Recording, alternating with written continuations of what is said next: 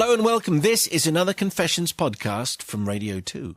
This week's concise collection of terrible tales features a pasta pandemonium, a leafy liar, an extraordinary examination and some sisterly shenanigans, with warts and all. Here it all comes. Into the confessional collective, we welcome Father Nick Duncalf. Good afternoon. It's very nice to have you on the show. You had a strange expression while that CBeebies propaganda piece was running. Well, when I'm not here, it's normally CBeebies a lot of the time in our house, yes. I'm very familiar with the entire output. I miss the days of CBeebies. Do you? I must go and tune in again. Anyway, come round the house any time you like. So, Father Duncalf, I forget from last time, were you naturally forgiving, intolerant? Did you turn every story into one about yourself?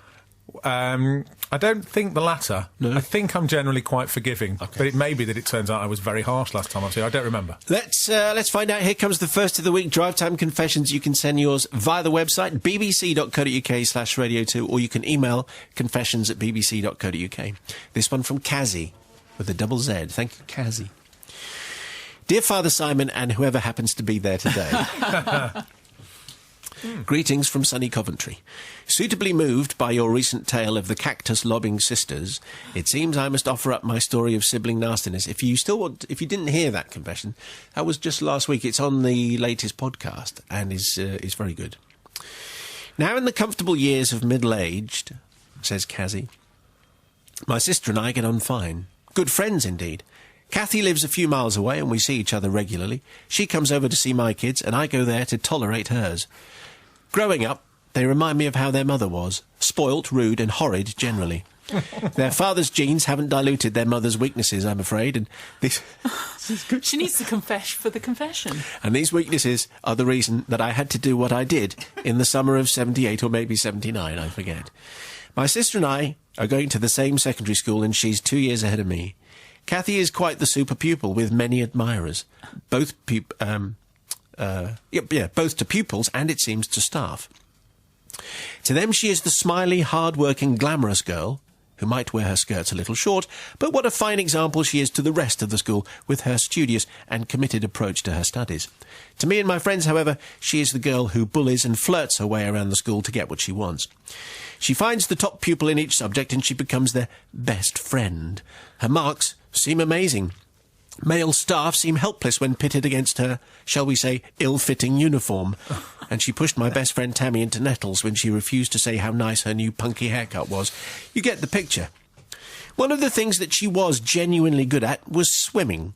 She powered through the pool at a rate that got her noticed by the regional school games organisers, who thought she could race for the county. Competition weekends were usually marked with Kathy winning something, and with each triumph she became more and more unbearable. She sneered at my hopeless efforts in the pool and my less than fulsome figure in my costume. She laughed at my hamsters, and she always told me loudly when my breath was less than fresh. There's a running theme about evil-smelling people in the morning. So, when the arrival of the inter-county games coincided with me getting a veruca, I didn't have to think too hard about what I was going to do. You remember these were the days of foot health and having to walk through little troughs of water with presumably special antibacterial qualities on the way into the swimming pool, which you just skipped over. And also you remember that verucas are very contagious. Kathy never knew about my affliction. Why should she care? She took no interest in me, and she had swimming finals to prepare for. So one evening, while she was out at the pool, I drifted into her bedroom. Her assorted shoes and socks were scattered around the room the way that is usual for girls of this age. It only took a matter of minutes for me to rub my veruca-covered feet over all of them. No. I'd put the socks on and replace and slip the shoes on and put them back. I felt bad and thrilled all at once, but if anyone was going to get foot warts, it was her. She deserves it. In due course, one Sunday morning, it was my father that noticed the unsightliness under Kathy's feet, and once a parent has seen these things, there's no point in crying, stomping and throwing herself around, though she tried all of the above. Kathy was not allowed to take part in the swimming competition, and the words that she used in the row with my dad got her grounded for ages. Not that we called it that then, she was just banned from going out for a long time. I'm aware that the self-righteous amongst you might be unforgiving here, but trust me, she was hard work when I was growing up, and if anyone deserved a veruca and taking down a peg or two, it was her. She still wears her dresses too short and her blouses too loose, but she's mellowed like an old cheese. I can only hope her kids turn the corner quicker than she did. Thank you for listening. Forgiveness, please. Well, Kazzy, thank you for being quite so bold in your story. And she has changed all the names, and then we changed the names, so, but if Sister's listening and works out who... Anyway, a veruca-based swimming confession. What do you say, Sister Pauline? I don't think that plea for forgiveness is very genuine, to be quite frank with you. I'm not detecting any remorse there whatsoever. I don't think she's sorry for it. I had to do what I had to do is basically the theme of that. She deserved it. She had it coming. I don't think she can be forgiven unless she confesses to her sister. So I'm afraid not. I think she has to fess up. And that will put the cat amongst the proverbials, and that would be worth watching. But no, I don't think so. That's pretty unforgivable. Do you think at Christmas the nephews and nieces might quote the... Growing up, they reminded me of how their mother was, spoilt, rude and horrid generally. I think it's just as well you've changed the names 14 times. I think she's off the Christmas card list. Anyway, nice to know that Sister has matured like an old cheese. Father Duncalf. There was one moment when I felt sorry for Kazzy, which was when her sister Kathy laughed at her hamsters. Yes. You can't laugh at someone's hamsters. No, I don't think that's very nice. It's not really acceptable, but... I reckon they all deserve each other, frankly. Well, you know what? It didn't even work. That's the thing. If it had worked and it had taken Kathy down a peg or two, and now she was saying, and now my sister is wonderful and we get on great because... Well, they did get on fine, and she did miss the big sort of inter-county but she says she's matured like a cheese. I don't think she means... I think she means that's a good thing. You think? Yeah, oh, yes. You think? Not stinky? Like a bit of cheese. Forgiven or not? Unforgiven. Unforgiven. Okay. Oh, it's always my Sister role Caroline. to forgive, is it not? Do what you want. Well, I'm going to forgive her, purely based on the reason that she tells a good tale. And as you say, they rightly deserve each other. So in that world of forgiveness where everyone deserves each other, she's forgiven. Well, we need the people's verdict on 8891, excuse me. And I wonder if... I don't think there'll be an awful lot of forgiveness going this way. But we could have swimming-based confessions. We could have more sisterly and brotherly confessions. I don't think we want an awful lot of veruca-based confessions, but anyway. Here's tonight's Drive Time Confession. It comes from Natalie. Thank you very much indeed for this. And you'll notice a theme which is running through this one and the most recent ones that we've had on the show. You can send yours via the website, bbc.co.uk/radio2. Look for the Drive Time pages. Natalie says, Father S and the Holy Three. It wasn't until your recent story of the sisters who made shapes under the nylon sheets and then cactus needles in the buttocks that I remembered that I did, after all, have something to confess. Then last night, you had the story of the younger sister who passed on the verucas to her older sister. I've often listened and wondered if I had something to offer. Now I realise that I do, so here it is. I'm the middle child of 3 and the only girl. We're all close in ages, but being the girl, during teenage years, I was clearly the most mature and responsible. Boys are silly for many years, of course, but they are at their most ridiculous in teenage years. Smelly, fighting, pushing, shoving, very little hygiene, and seemingly an unlimited supply of unfunny but horrible jokes. I don't know why girls mature earlier than boys, but in my house I stayed the more responsible one for about 30 years. My mother was aware of all this, of course, and would unofficially put me in charge on the occasion that she went out, which was not often. My elder brother would think he was in charge, but then he'd just watch TV all evening. Sometimes there would be films on that we all knew Mum would have been horrified about if she'd known that he was watching, and while they were on, we knew that he wouldn't know if the whole house was on fire. On one such evening, Mum had asked him, as the oldest, to cook pasta for his younger brother and sister. He had reluctantly agreed, but had a new video game to play that, as I recall, involved blasting and disposing of things in various styles. So I knew for certain that we weren't getting pasta. It's not that pasta is tricky, of course, but for my brother, he'd have to find the saucepan, the sink and the larder, and the fridge for some cheese, and then, quite ridiculously, a cheese grater. No way, not in a million years. I made some toast for me and my younger brother and then retired to the bath. This was my favourite thing to do when Mum wasn't around to command the hot water. I got to soak in smelly bubbles and read a magazine. I was only 10 minutes into my luxury soak when my elder brother knocked on the door. I'd been aware that he was shouting about something, but had ignored him. Now he was outside and, by the sound of it, wanting me to cook him some pasta. I shouted back that was his job. But he was already gone. More zombies to terminate or something important. I was just about to carry on with my bath when a thought occurred to me. I smiled, ended my bath, and went down to the kitchen.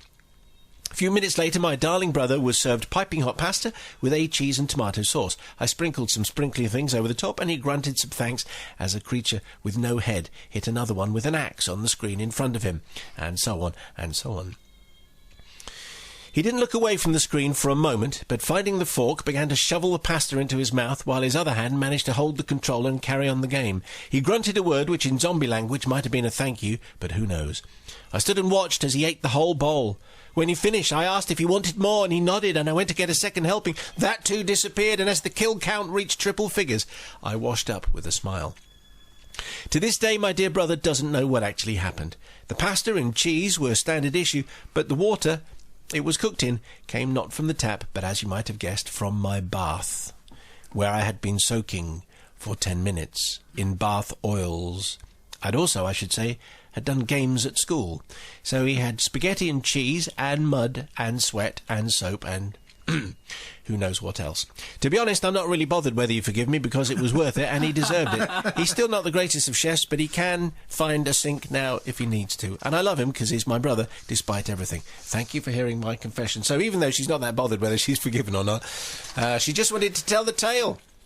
Pasta cooked in filthy, slimy, soapy, muddy, stinky, sweaty water. What do you think? Why? Why? She didn't describe anything that this poor brother had done that just was down to his hormones and general boyness. I don't think he did anything to deserve. Well, he was things. Lazy and slobbish, and he was in charge, and then he called up and he wanted pasta served for him. Yeah, she could have just stayed in the bath and ignored him. He would have just starved rather than be that bothered. No, excessively vindictive with little or no provocation, I'm afraid. I know she's not bothered, but she's definitely not forgiven anyway. OK, well, surprisingly stern words. What do you say, Father Nicholas? Very, very stern, I thought. I'm surprised. I'd take the complete opposite view on this, I have to say. I think that it was his job to do the pasta. He should have done the pasta. He ignored both of his siblings, who he was responsible for. He was. And what she did also wasn't that bad. It wasn't. The water that the pasta was cooked in, even though it was bath water, would have boiled. She wasn't doing anything that wasn't... Might have had little bits of skin. And... Yeah, she did say there were sprinkles on top, didn't she? And I'm a bit worried about what the sprinkles were. When was the last time you got in boiling water, though? No, but she must have cooked the pasta. The pasta wouldn't just cook in tepid bath water, would it? So she must have put the bath water in the pan and boiled it. So technically... It's not going to hurt. Get rid of the germs, but it wouldn't get rid of the flakes. It might smell a bit of white musk and mud, but you know. Flavoursome. Yeah, I know. I think, and he didn't know. So he had a second bowl, so it can't have been that horrible, can it? Well, does he know he's busy killing zombies? So, as far as I'm concerned, definitely forgiven. Sister Caroline. As the deciding vote, I'm going to give full forgiveness based purely on the fact, as Nick said, it added to the flavour, it gave it a hint of something else that otherwise he would not have experienced, and I think that perhaps in this instance she was right to get her own back and revenge on her brother. And as the daughter of four brothers, having four brothers in my family too, I too have contemplated such actions in the past for their smelliness. It's worse than that though, because she's given him the impression that if he whinges enough, somebody will cook for him. Bad message. Because he didn't know till now that it was contaminated. So she's let us all down. No, That's why you're the mother. The idea of being the daughter of four brothers was very confusing. Yes, I know. It confused me. It's because you've given me your cold.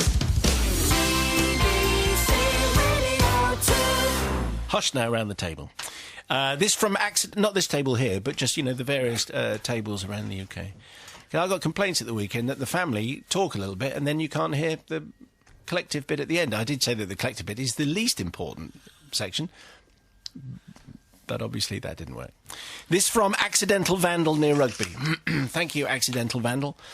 Here's tonight's tale, Simon, and the Collective Confessional Committee. I come before you to acknowledge my sin with true sorrow and plead forgiveness for an act I committed in my late 20s.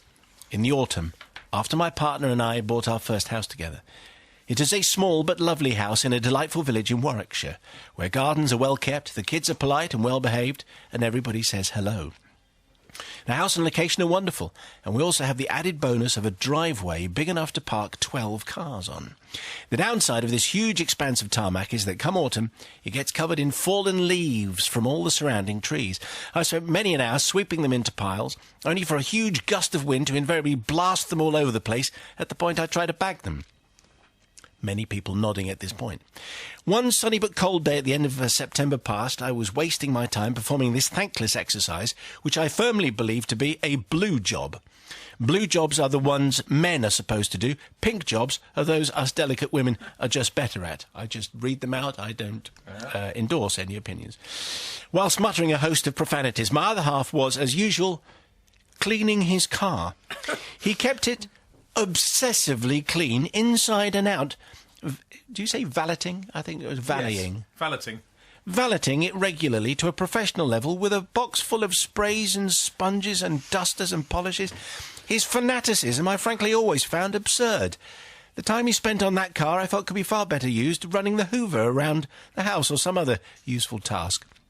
Thus I mocked him heartily for the fact that the whole village thought he was sad and mad. During the afternoon in question, I went rummaging around in the man shed looking for the rake and came across a previously undiscovered leaf-sucking machine that the previous owners of the house must have left behind. I hauled it out, dusted it off, slung the strap over my shoulder and hit suck. It growled to life and I promptly went straight into the drive and started walking up and down in straight lines, sucking leaves. After a little while, I noticed the other half had downed his chamois leathers and was leaning on his car, observing me with a smug look on his face. I turned off the leaf-sucking machine and inquired precisely what he thought he was staring at. Like what? You do realise, he said, in a particularly know-it-all tone, that you're supposed to blast all the leaves into a pile and then suck them up. The way you're going to do it's going to take hours. Now, I hadn't even noticed that there was a blow option on the controls, so I marched away indignantly and flicked the lever to blow. The power it generated blew me off my feet. I spent the next half hour thoroughly enjoying myself, though, blasting leaves into giant piles whilst leaping, whooping and yelling, then blasting the piles that I had created sky high just for the fun of it. Such was my enjoyment at this new sport, I had become unaware of my surroundings and hadn't realised how far across the drive I had migrated. As the leaves slowly fluttered down and cleared from the air in front of me, I saw what I had done. The other half had left both the driver's side doors of his car open, and I had just filled his car with wet, manky leaves. They were everywhere. The back seat was buried, they had stuck to the glass, the glove box was full, as was the driver footwell. There were even a few hanging on the air freshener, and his box of sprays and sponges was no longer visible under the drift against the car. My initial horror was quickly overcome by a keen survival instinct, and I looked around for any witnesses to what I had done. There was one. My friend next door was staring dumbstruck out of her bedroom window with her mouth agog. I did the only thing I could think of. I made a shush motion to her, followed by frantic strangling myself and pointing at the house gestures, dumped the leaf sucker on the drive and scuttled off around the side of the house to busy myself cleaning out the chickens. It only took a few minutes before I heard a blood-curdling howl of rage, and I went to investigate its cause. The other half was furious and demanded to know why I'd been so stupid enough to leave the machine unattended for any passing idiot to abuse. I stood looking dumbfounded, trying not to make eye contact with my friend from next door, who had come out with her husband. There then followed an excruciating 10 minutes where we stood agreeing with his rantings about kids these days and how they could think filling a man's car with leaves was even remotely funny. Simon and Company, I'd like to ask for forgiveness, not for filling my other half's car with leaves, nor the hours that he then genuinely had to spend to clean them all out. I don't ask for forgiveness for the damp, slightly rotting vegetation smell that still lingers to this day inside. I ask instead for forgiveness from all the village kids who were tracked down and one by one accused of committing my crime, and from their parents who had their doors banged furiously on by a crazed man brandishing a leaf sucker as Exhibit A, demanding retribution. I also ask forgiveness from my neighbour who had to sit and remain silent through dinner with us the next night, listening to my other half rant about it for 3 hours, and the burden of this guilt that she still holds to this day. Finally, I'd like to ask forgiveness from the parish council, who wasted time and space in their village news leaflet reporting vandalism, recommending people start locking their cars and hiding their tools and appealing for witnesses. Yours, hopefully and with genuine regret, Chicken Keeper, an accidental vandal near Rugby. You do have to be very careful of those leaf suck and blow machines. We're moving into there's a kind of an autumnal harvesty feel to the programme, so that seemed to fit very nicely. Thank you very much indeed. Sister Pauline, what do you say? I am so disappointed. I was looking forward to forgiving her for absolutely everything from the second that she said her other half spent all his time cleaning his car. But she's not asked for forgiveness for any of those things involving him and his car and the rotting vegetation in the back seat. She's asked for forgiveness for what is truly an appalling bit of spinelessness. She must have had the opportunity to confess before it got so far as knocking on village doors and going to the parish council. That's just appalling lack of bravery. I'm very, very tempted to forgive her, but it is a bit unforgivable to not have fessed up. Although I can see how the opportunity didn't really arise gracefully to do so without also dropping her neighbour in it. So reluctantly not forgiven, but I can understand your point of view. Leaf sucking and blowing tends to be a blue job in most houses, do you think? It's not really a pink job. She made it sound like it was quite a lot of fun, frankly. Yeah, well, thinking about getting one now. Quite fun. Yeah. What do you say, Father Duncalf?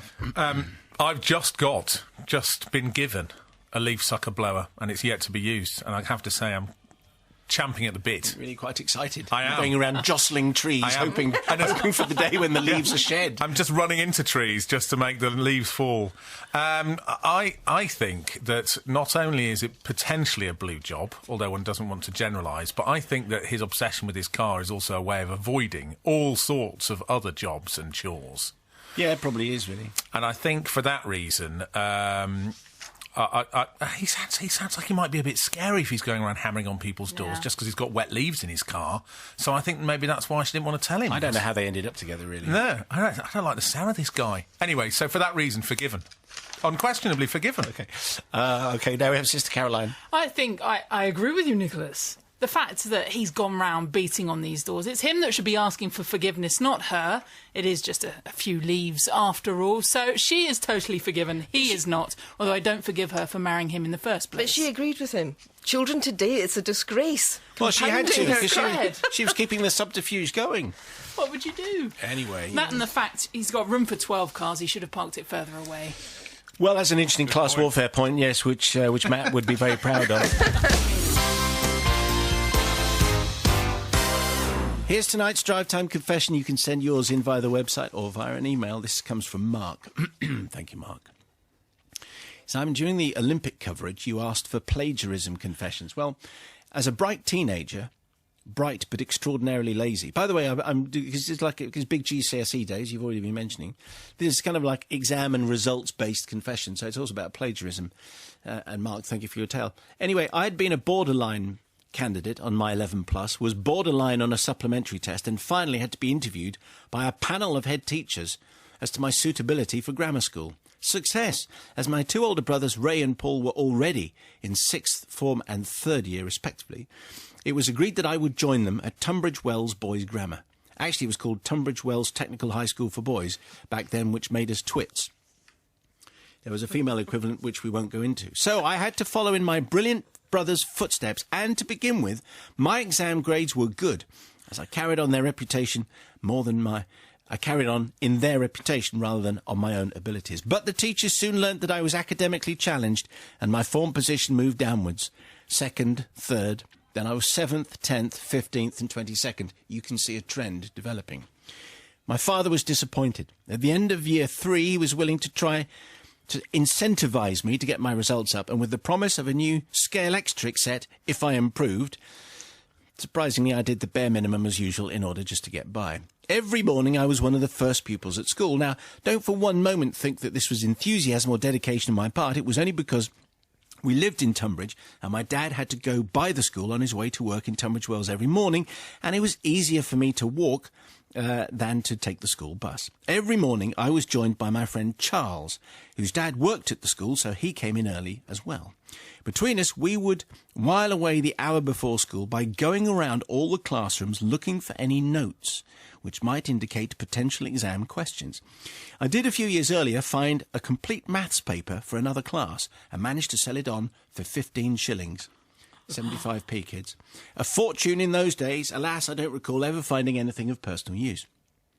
As exams approached, I'd flick casually through former exam papers that my brothers had kept from their time in the third year.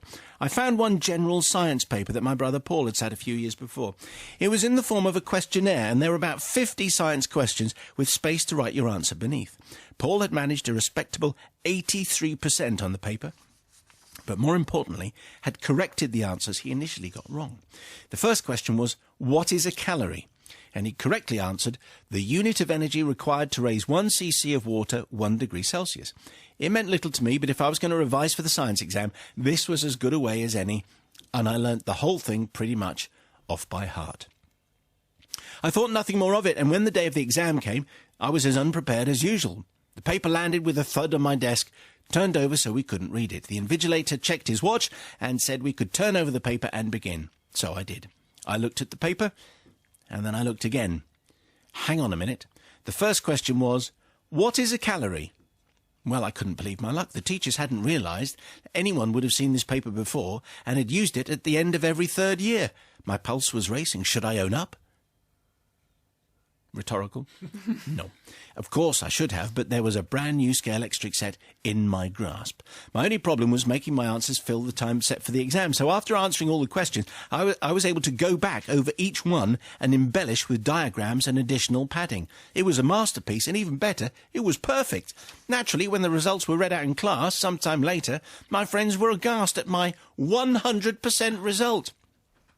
So like an Albanian election, always very suspicious. And even though my other exam results were lacklustre, this one result pushed me to 7th in the class overall, and I received my Scale Electric Set 70 with twin auto screens. I think I was 14, the set was £7, I'm 59 now, and I still have it. It's in pristine condition in my attic, my own kids being more interested in Super Mario than slot car racing. Now, I'm not asking for forgiveness for the plagiarism, as it wasn't deliberate, it was just luck. Nor am I asking forgiveness for not owning up at the time. What could the teachers have done? Set a new paper just for me? I could have argued that I just happened to revise exactly the right information. I just feel guilty for having taken the gift from my dad when I didn't really deserve it. £7 was a lot of money in 1967. So please forgive me, I did go on and get good O and A-level results and become a pillar of society. And as it happens, I was your expert on Homework Sucks a few months ago when I answered how many grapes were in a bottle of wine. So the boy made good, eventually. Mark, thank you very much indeed. So it was good, kind of like a GCSE results day kind of confession. That's how some people get the results. So, I mean, it's going to be a very rare thing that you find an identical paper already filled in by your brother. But if the school, you know, are going to recycle the questions every 3 years, that's quite an interesting thought. Pauline, what do you think Sister Pauline is now pronouncing? I think he's right. He's absolutely innocent of any wrongdoing as far as the actual exam. How lucky is that? You lucky, lucky, lucky boy. Man now. But as far as the dad is concerned, he got what he wanted. A boy that was doing better. He did fine in the end. Yeah, so Dad was happy. Dad was happy. Happy to pay the £7. I think he would have been a bit disappointed, actually, after...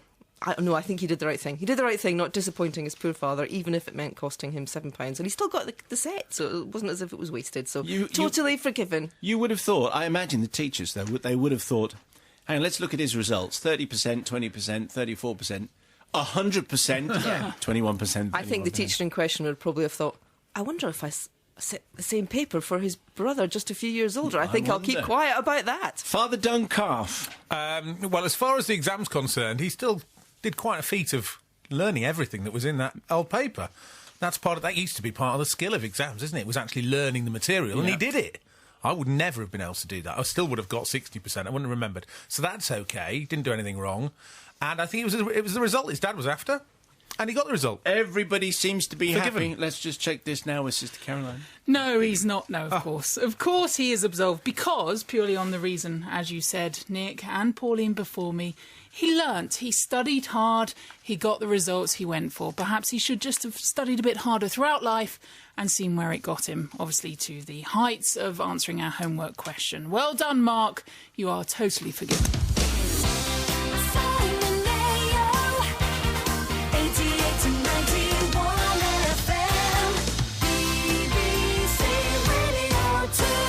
Here endeth another Confessions podcast. Would you forgive? If you have a confession, let us know. If you just want to sit there and listen to other people's embarrassment, we'll do another download for you next week. Thanks for listening to this BBC Radio 2 free download. Now why not try more? Jazz for me, I guess, is improvisation. My pick of the best in rhythm and blues. Music from Richard Thompson, Chris Wood and Pentangle, amongst many, many others. All at the BBC Radio 2 website.